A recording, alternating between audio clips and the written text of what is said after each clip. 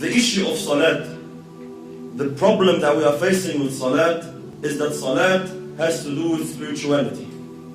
It has to do with feelings that come through your heart and thoughts that come through your mind. A successful Muslim, like Allah subhanahu wa ta'ala says, قَدْ أَفْلَحَ الْمُؤْمِنُونَ الَّذِينَ هُمْ فِي صَلَاتِهِمْ خَاشِعُونَ. Verily the believers are successful, they are the ones who have khushu' in the salat. They pray properly, they stand before Allah subhanahu wa ta'ala properly. A crucial step, a crucial cornerstone in achieving this target is to know who you're standing in front of. Who are you speaking to? Which words are you reading? These feelings, this set of feelings, they have to come through your heart, and the more they take you on, the more they are in your heart, the better your salat is. And the weaker these thoughts and feelings come to your heart, the weaker your prayer is. Most of us, my brothers and sisters, when we stand in our salat, we are daydreaming. That's the honest truth. 90% of us, we're daydreaming in our salat. We're not even thinking of what we are supposed to think about. The thought of thinking of something doesn't exist. Why? Because the intention is not there, the strength is not there, the understanding is not there. This is why briefly, inshallah, what feelings, what emotions must come through our hearts standing before Allah subhanahu wa ta'ala? How can we assist? How can we basically amplify these feelings? Number one, knowing who Allah subhanahu wa ta'ala is. Who am I talking to? Who am I standing in front of? Allah subhanahu wa ta'ala, my brothers and sisters, does not need us. Allah subhanahu wa ta'ala is the greatest. He does not need your ibadah, does not need your concentration. Allah is not waiting for your charity. Allah's kingdom and dominion does not increase with your dhikr and tasbih and ruku' and sujood. We need Allah. We should be honored. Every single one of us, the second you make takbir, the second you say Allahu Akbar, should be honored. That Allah subhanahu wa ta'ala has allowed you a window of opportunity to speak to Him, to stand before Him. This is why the ulama say, whoever wants to talk to Allah, he should pray. You want to talk to Allah, start praying. When you're praying, you are directly, with no barriers, with no intermediaries, with no interpreters, you are speaking to your Lord, your Creator. This is why very, very important that we realize who we're talking to, my brothers. It's a small brief hadith. You know, Allahu Akbar, the understanding we should have who Allah subhanahu wa ta'ala is. Muhammad sallallahu alayhi wa sallam says in the authentic hadith, أَطَّتِ السَّمَاء وَحُقَّ لَهَا أَن طَئِتْ. The heavens have squeaked. You know, when you jump on a horse or a camel, the saddle makes a squeaky noise from the weight. أَطَّتِ السَّمَاء وَحُقَّ لَهَا أَن طَئِتْ. The heavens have squeaked, and they have a right to squeak. مَا فِيهَا مَوْضَعَ أَرْبَعَ أَصَابِعَ. Our Prophet is saying, our teacher is saying, sallallahu alayhi wa sallam, there's no space of 4 fingers in all this universe. إِلَّا وَمَلَكٌ سَاجِدٌ لِلَّهِ تَعَالَى. Except that there is an angel who has prostrated his head before Allah subhanahu wa ta'ala.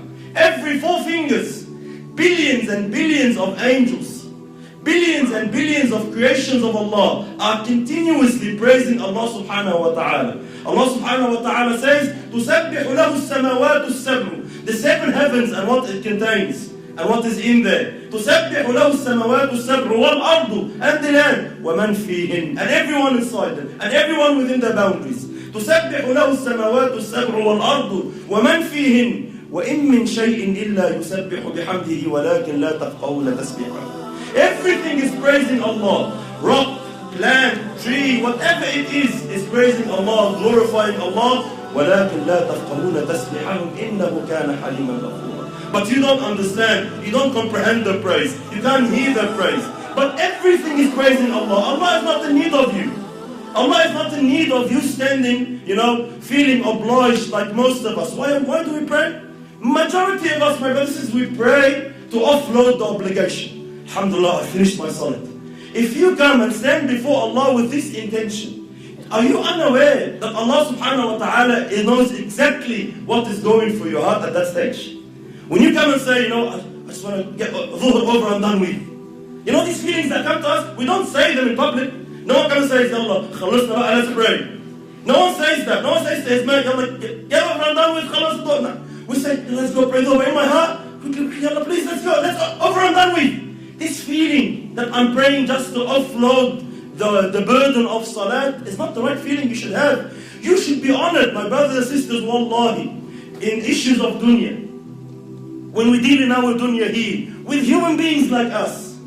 Wallahi, subhanallah, if you stand in front of someone you're afraid of, like a judge in court, or a bully of some sort in Auburn, or a president, a prime minister, an ASIO agent, whoever you stand in front of, what happens to you naturally, without no motivation, without no one to have to give you a 7-step course of how to fear him? Naturally speaking, subhanallah, your heart starts pounding. You feel something. When you stand in front of the judge and he's about to announce the decision whether you'll cop 15 years in jail or not, your heart starts pounding naturally. No one needs to give you a course. Why? Because we are aware who this person is. I know who he is. I know what authority he has. I know what he can do. I know what he can decide now. He can wreck my life. And because I know this, naturally the feeling, the emotion comes naturally. The problem is when we deal with Allah, these feelings do not exist. You stand before Allah and you're daydreaming. We all know Allah knows what's in your heart. يَعْلَمُ السِّرَّ وَأَخْفَى. But it does not move anything in you. Every blue moon, every now and then, maybe in Ramadan when you're feeling down, something that, you're going through trouble with your family, you want to get married, you get some emotion. Other than that, our salat is just far off where it should be. Why? We are unaware who you are standing in front of. The understanding that Allah now subhanahu wa ta'ala has allowed you to speak to Him. Wallahi, my brothers and sisters, wallahi, we see Muslims in this dunya, they get to meet a sinner. That's an actor or an actress or a pop star of some sort. And they are so overwhelmed by the fact that they had an opportunity to get his signature or her signature. They're just so overwhelmed. They would say, they'll be speechless. I'm actually standing in front of you, I can't believe it. And they'll be so, they'll be so touched that, he's allowed them 5 minutes of his time. We have these feelings with mashayikh even. Sometimes the super sheikh comes from overseas and we find all the boys and Allah Akbar, I'm giving him salam, I can't believe it. Subhanallah, every time I see such a situation, it always reminds me of Allah. Subhanallah, who is this person? Regardless, all ranks preserved. Who is this person? The Shaykh once said, imagine if you were to meet Muhammad sallallahu alayhi wa sallam, what would you feel? Imagine if Rasulullah sallallahu said, I'll give you 5 minutes of my time, come meet me. What would you think? Would you daydream? Would you be sitting with Rasulullah thinking of your wife? Would you be sitting in front of Muhammad sallallahu alayhi wa sallam thinking about work? No way on earth. Why? Prophet of Allah is here. You'll be taken. You'll be absorbed in the discussion. But subhanallah, we stand before Allah every day 5 times daydreaming. Why? We are unaware who Allah subhanahu wa ta'ala is. And how patient is Allah? How merciful is Allah subhanahu wa ta'ala, my brothers? Imagine Allah subhanahu wa ta'ala knowing, seeing what's in your heart. He gave you everything. He gave you the wife you're busy with. He gave you the husband you're busy with. He gave you the job you're thinking of. He gave you everything you're thinking about that's distracting you from Him. And He knows that, and He is patient with you. He is Halim subhanahu wa ta'ala. He still accepts you. He still allows you. Subhanallah. Imagine a prime minister allows a peasant to come and meet him for 5 minutes. Says, all right, you have problems, come. I'll allow you to meet the prime minister. But the peasant comes, he enters the office, and he starts playing with things around in the office, forgets about the prime minister. What will happen to this guy? He'll be banned. You will never ever have a chance to meet the Prime Minister again. Why? You're an idiot. We allowed you the chance, we opened the door for you, and you don't want to present your situation. You don't want to say anything. You get busy with something else, why did you come? Likewise, imagine Allah subhanahu wa ta'ala, the King of Kings, 5 times a day allows you an opportunity to speak to Him, to complain to Him, to beg of Him, to ask of Him, and you are daydreaming. And Allah subhanahu wa ta'ala still allows you. Allah doesn't ban you. Allah doesn't say, this guy is disrespectful. No, Allah is patient.